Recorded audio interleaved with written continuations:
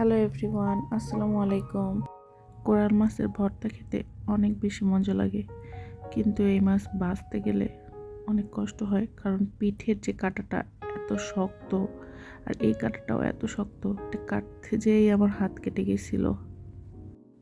কিন্তু যারা এক্সপার্ট তাদের প্রবলেম হবে না।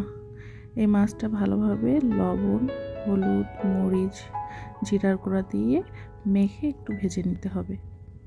এই মাছে তেমন একটা কাঁটা থাকে না, তাই সহজেই কাঁটা থেকে মাছ ছাড়িয়ে নেওয়া যায়। এই মাছ ভর্তা করতে খুব বেশি কিছু প্রয়োজন হয় না। একটু পেঁয়াজ কুচি, লবণ, ভাজা মরিচের গুঁড়া, সরিষার তেল দিয়ে ভালোভাবে মেখে তারপর একটু ধনিয়া পাতা আর লেবু দিয়ে মাখলে এত মজার হয় এই ভর্তাটা। লেবু ছাড়াও করা যায়, কিন্তু লেবু দিলে এই ভর্তাটা অনেক বেশি মজা লাগে।